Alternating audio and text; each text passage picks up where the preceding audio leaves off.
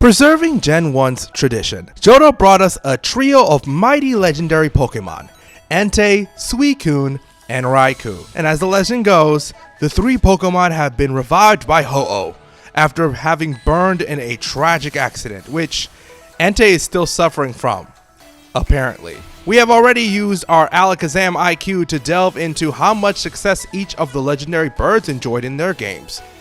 Now, the turn has finally come on the legendary dogs. So we ask, how did Raikou, Suicune, and Entei perform in the Gen 2 games? Let's find out. Gold and Silver did not only introduce these new legendaries, as well as some other ones, into the game, but with them specifically, it introduced the never before seen concept of roaming legendaries. Those legendaries cannot just be encountered at a specific location in the game. No. You have to free them from this broken tower place. And then have them randomly found in the wild anywhere in the region. And then, once they fled, as they always did, they had to be meticulously tracked by the trainer, who also needed to prepare for their ability to flee while planning to catch them. Love or hate this mechanic, what it meant in practice is that those legendaries were significantly harder to catch outside of using the one Master Ball you get in your adventure. You would have to rely on tactics like sleep, mean look, and so on to stop them from fleeing. Also, since you never was realistically getting any of them before the 8th gym, you had another legendary option in Ho-Oh or Lugia, available right away, depending on whether you were playing Gold or Silver. The reason why that matters is the hassle of catching these things is significantly worse than, say, Articuno, Zapdos, or Moltres, and they have competition from none other than the cover legendaries, which are, at least in theory, the best Pokemon in the game. So those dogs have to be really good if they are ever to be considered. Let's start with the Elite Four diagnoses for each of the Pokemon, and in case you need a memory refresher as to why we start at this point in the game, the legendary dogs are encountered at level 40, which makes them incredibly tough to catch with an under-leveled team. Most players will realistically catch them with a Master Ball or with a high-level team, the likes of which you can only get after completing gym number 8. Now, if you are a genius who can catch Raikou before Claire, I don't know what to tell you, but you should do a speedrun of the game. Entei, upon being caught, has this not super good moveset, and then gets Stomp at level 33. Now granted, you can give it TM Fire Blast from the game corner, but you have to have so much money that even beating Price would not be enough. Get it? Because his name is Price, and it sounds like Price anyway. In the Elite Four, Entei will, for the most part, just be a big thing with big stats. It can hit Executor and Jinx on Will and Ariados, Venomoth, and Fortress on Koga, as well as Karen's Vileplume for super effective damage. But other than that, it will just click the best move and hope for the best.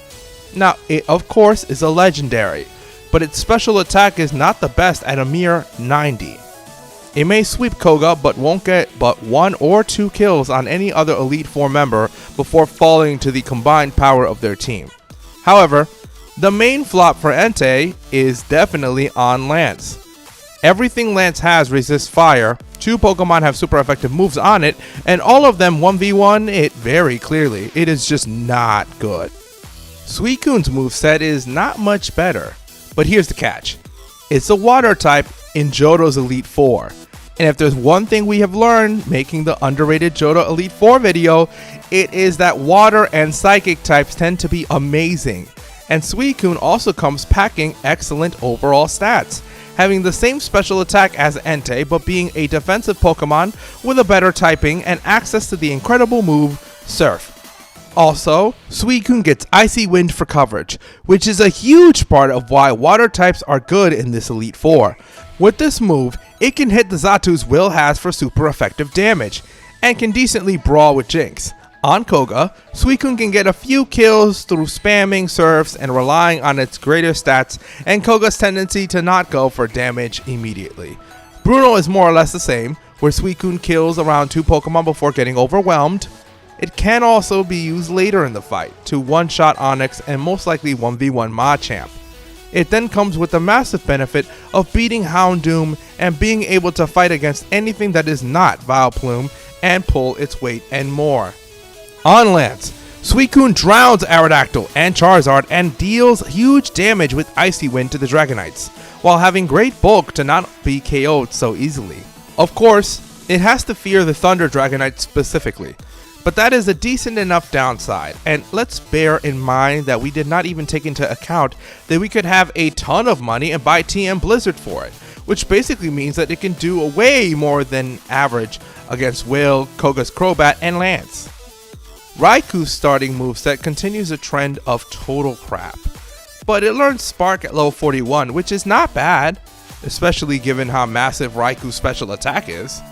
Raikou is definitely the best dog for Will, having super effective stab on 3 Pokemon and being neutral into Jinx. It deals with Fortress and Crobat nice on Koga, and can brawl with anything else. On Bruno, however, Raikou starts to struggle as not only does Hitmontop have Dig, but Onix, of all things, walls Raikou quite hard, and Hitmon's Chen and Lee have good special defense that Spark will not be enough to break. And Raikou does, unfortunately, not have the same longevity as its blue brother. On Karen, Raikou can zap the crow to death and just fight whatever it finds in front of it, outside of, once again, Vileplume that walls it, and it also suffers from Spark not being the best move it can get. Lance is quite decent for Raikou. It has 3 great targets in Gyarados, Charizard, and Aerodactyl, and it is just neutral enough to everybody else. If we take the possibility of having a ton of money and buying TM Thunder from the game corner, Raikou becomes much better, and if we are willing to disregard that its main stab has a decent chance to miss, its snowballing potential makes it possibly even better than Suicune, which is huge for it. Once the dogs reach the huge mess that is Kanto in this game, they will, in Pokemon Crystal, have many opportunities and access to TM's Flamethrower, Thunderbolt, and Ice Beam. Otherwise, they will stick to their moves from before, and then something will become more and more clear. You may be aware that one of the theories surrounding Ho-Oh's revival of the 3 dogs is that the 3 Pokemon were originally Jolteon, Vaporeon, and Flareon, which Ho-Oh somehow made super stronger with whatever BS anime protagonist power he has. But in the games, at least, these dogs will become closer and closer to overpowered versions of their evolution counterparts the more time is given to them. Entei is a physical fire type, which is bad, but at least not as bad given it was buffed a lot from Flareon. Suicune is a bulky water type, which is decent but becomes very good with Suicune stats, and Raikou is a fast electric type, and though it is slower than Jolteon, its overall stats are much better and it is in general more useful.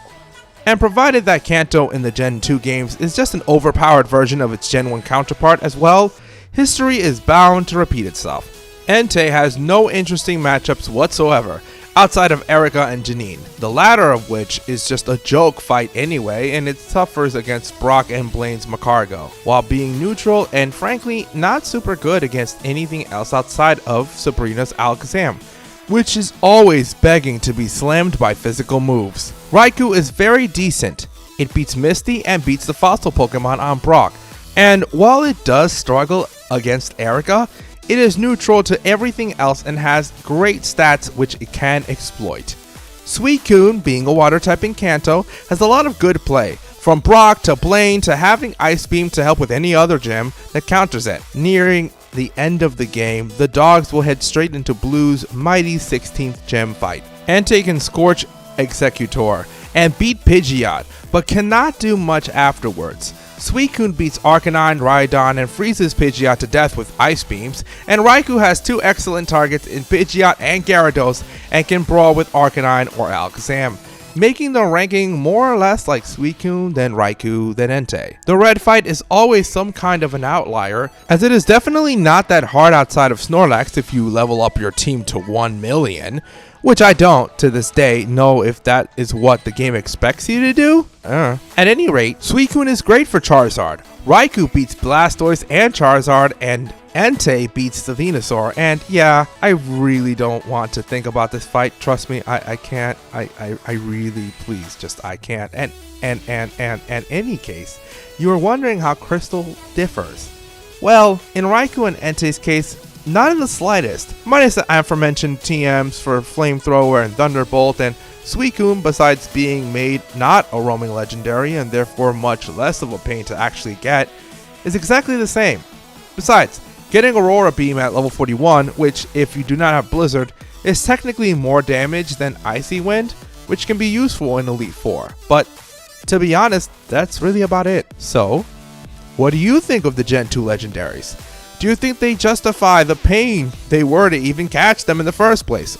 Or, on the other hand, they were but a massive disappointment. Feel free to tell us in the comments. As always, don't forget to like and subscribe to the video, check these ones out, and I will see you in the next one.